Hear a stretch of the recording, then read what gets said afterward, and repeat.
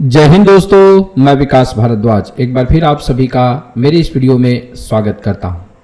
RPF LDC exam में rule 72 sub inspector exam के date की घोषणा कर दी गई है।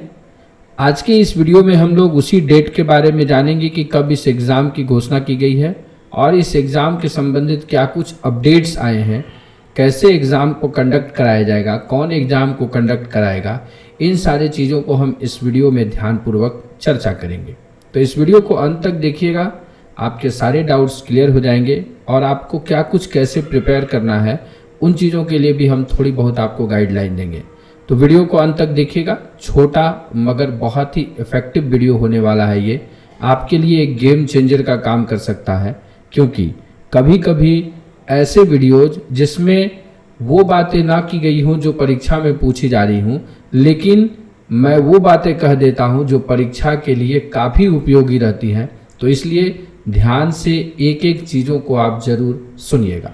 तो चलिए आते हैं, सबसे पहले चर्चा करते हैं कि क्या कुछ अपडेट्स दिए गए हैं डेट के संबंध में। तो डेट के संबंध में आपको एक ये लेटर दिखेगा। लेटर हमारे पूर्व रेलवे से निकला हुआ है, office of the senior divisional security commissioner coordination RPF eastern railway Howrah, क्योंकि यही चेयरमैन है इस रूल 72 सब इंस्पेक्टर एग्जाम के, तो उनके लिए है। तो इन्होंने ऑल जोनल रेलवेज के आईजीज को लिखा है और आईजीज के संबंध में क्या लिखा है, लिखा हुआ है centralise selection for the promotion to the post of sub inspector executive for all zonal railways RPSF under rule 72 of RPF rule 1987 के संबंध में 17 तारीख को ये लेटर निकला और इसमें आपको यहाँ पर डेट दिया गया, कहा गया a propose the above the examination is scheduled on 5th of November Wednesday, मतलब 5 नवंबर 2025 को यहाँ पे लिखना चाहिए था। 5 नवंबर 2025 पूरा लिखना चाहिए था। 5th ऑफ नवंबर तो दे दिया गया, लेकिन यहाँ पर 2025 होना चाहिए। तो आप 5 नवंबर 2025 को जो है आपका एग्ज़ाम डेट डिक्लेयर हो गया। इसमें रिक्वेस्ट क्या गया है, request to kindly inform all candidate to be prepared for the examination. तो इस वीडियो के माध्यम से आप ये जान गए अब कि आपको 5 नवंबर को एग्ज़ाम है आपका रूल 72 सब इंस्पेक्टर का। और ये जो सब इंस्पेक्टर का एग्ज़ाम है ये 2024 की वैकेंसी के अगेंस्ट में है। आप 2025 की वैकेंसी के बारे में इसको मत जोड़िएगा। 2024 में जो नोटिफिकेशन आपका आया था उसके एग्ज़ाम का यह डेट है। कहा है make the venues ready for smooth conduct of CBT. तो ऑल जोनल रेलवेज के आईजीज को ये बोल दिया गया है कि आप अपने कंसर्न जोन में जहाँ पर आपका वेन्यू डिसाइड किया गया है उसको आप सीबीटी के लिए तैयार रखेंगे for kind perusal and necessary action please. लेकिन इस लेटर को अगर मैं नीचे जा करके देखूँ तो ये हमारे चोखा रघुवीर सर हैं, senior DSC RPF Howrah, chairman हैं डीपीसी के, और एसआईपीएफ सिलेक्शन 2024 यहाँ पर आपको क्लियर लिखा गया है। एक छोटा सा चीज़ यहाँ पर देखिए लिखा गया है, जो कॉपी टू किया गया है उसमें तीसरा पॉइंट काफ़ी लोगों को डाउट दे रहा है कि chairman RRB Ranchi for information necessary action please. तो वाई दिस लेटर जो है क्या कहा जाए, copy to chairman RRB Ranchi, RRB Ranchi chairman को क्यों यह लेटर दिया गया। तो हमने बहुत पहले आपको जो है 1 साल पहले ही या 6 महीने पहले एक वीडियो बना रखा है।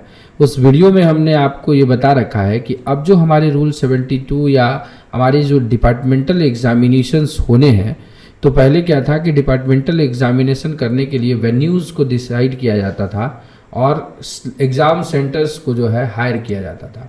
लेकिन अब जो एग्ज़ाम सेंटर्स वाली ये बात है ये आरआरबी को ट्रांसफ़र कर दिया गया है। आरआरबी जो है वेन्यूज़ हर जोन में डिसाइड कर देती है कि कहाँ एग्ज़ाम होगा और अच्छे अच्छे सेंटर्स को यहाँ पर चुना जा रहा है। तो हो सकता है इस वाले में जो है चेयरमैन जो है आरआरबी रांची को बनाया गया होगा, इसलिए उनको ये कॉपी दे दिया गया है कि हमारा 5 नवंबर को एग्ज़ाम होने वाला है। तो आप तैयार हो जाइए कि 5 नवंबर को आपका एग्ज़ाम होना है। तो डेट के संबंध में आप सभी लोग क्लियर हो गए होंगे। अब हम आते हैं अपनी उस छोटी सी स्ट्रैटेजी पे जो आपको कम समय में ज़्यादा कुछ सिखलाएगी। तो उस स्ट्रैटेजी में मैं यही बताना चाहता हूँ कि आपको अब अपनी तैयारी को, जितना आपको तीर मारना था अपने सारे तीर कमान सब चला लिए।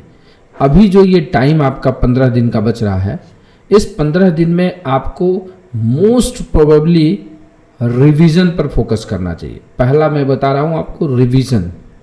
और एक छोटी सी चीज़ मैं ये बताना चाहूँगा कि जो गलती मैंने करके सीखी है, हम most of the time revision नहीं करते हैं, हम चीज़ों को रिपीटेशन करते हैं। आपको मैं बार बार बोलता हूँ अपने नोट्स को रिवाइज करिए, लेकिन आप अपने नोट्स को बार बार रिपीटेटिव जो है रीडिंग करते हैं। मतलब आप रिवाइज नहीं करते हैं, आप उसको क्या करते हैं, रिपीट रीडिंग करते हैं।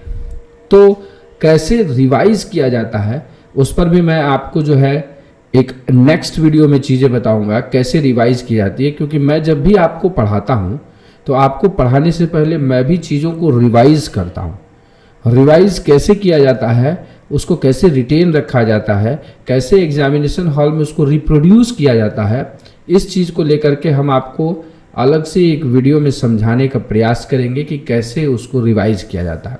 और उस वीडियो में मैं आपको सामने दिखूंगा, बोर्ड पर लिख करके स्क्रिम्बल करके चीज़ों को मैं बताऊंगा कि आप कैसे चीज़ों को पॉइंट टू पॉइंट रिवाइज करेंगे।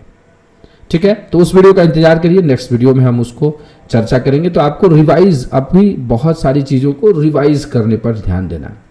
दूसरा जो है, सब इंस्पेक्टर के एग्जाम में सिलेक्शन के लिए मैथ, रीजनिंग और जीके, इन 3 सब्जेक्ट की काफ़ी अहमियत हो जाती है।